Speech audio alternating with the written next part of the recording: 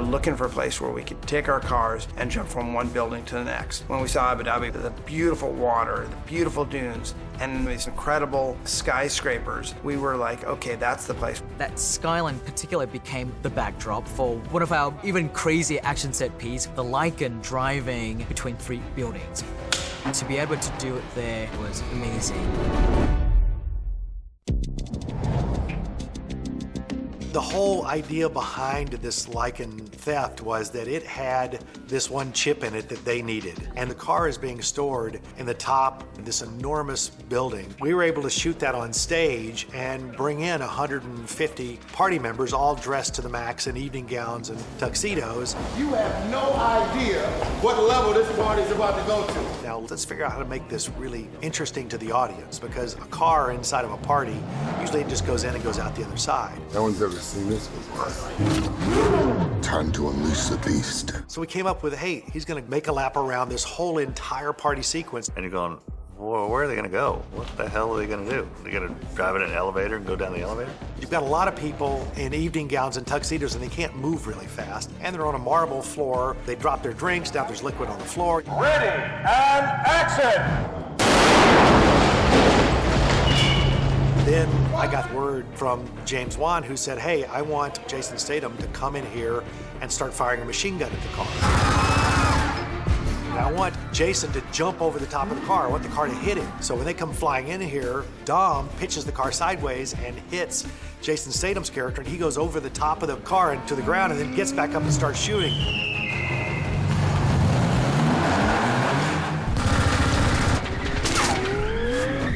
Jason goes over the top, we hit the piano, we hit the bar, we hit everything we could hit in there. And at the same time, he's being shot at by a machine gun and shot at by these grenade launchers, and so columns are blowing up around the car.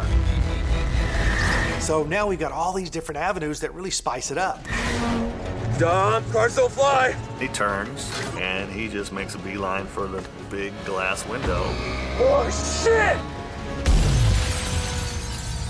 And goes blowing out this window, jumps through the air across to the next tower.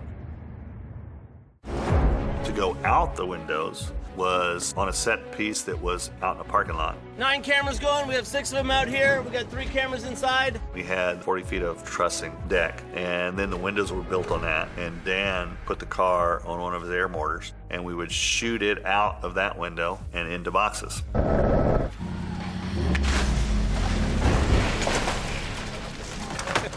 Survive! We would get the exit from one side and then get the entrance on another side. And we did it multiple times for different buildings that we're supposed to go into.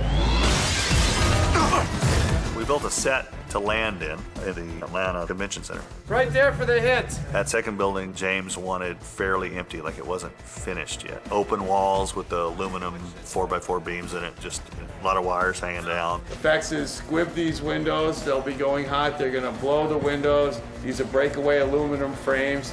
As the car comes through, all that's gonna break and go with the car. I built ramps that were 3 feet tall, 120 feet long, and I had Steve Kelso drive it as fast as he could drive it and drop off. He had about 5 or 6 feet between there and the window. So we could get him dropping as if he's dropping in, hitting, and then just slamming through everything that was in that second building.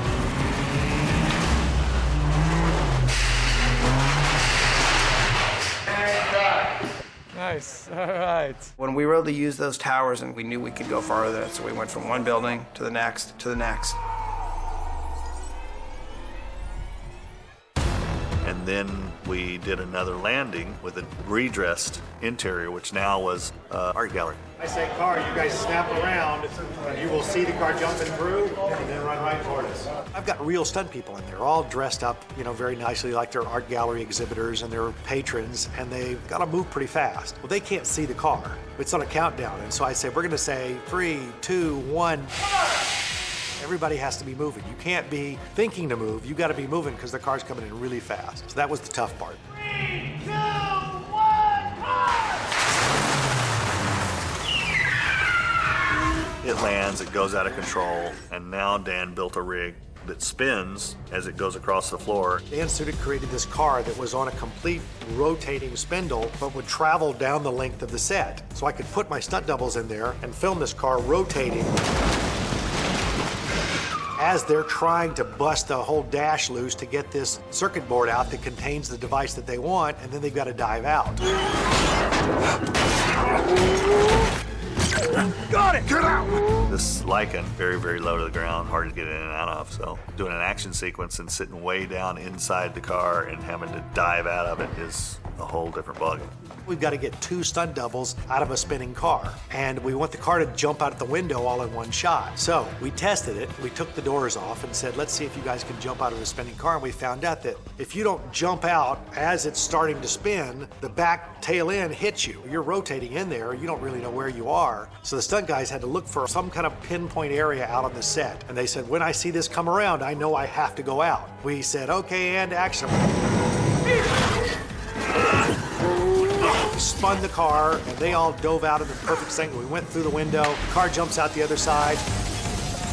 Then I got a message from James, and he said, oh, by the way, I want Vin's character to hang up on the edge. So I had to put that character on a cable and rotate the car in so that he could jump out of the car and not penetrate through the glass.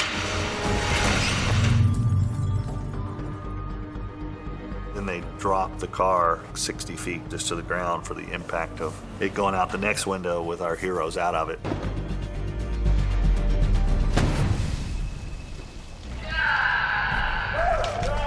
It actually came out pretty cool. A lot bigger than what it started to be. And that's the great part about Fast, is that you don't ever say no. You're always trying to give the audience more than what they saw than the last one.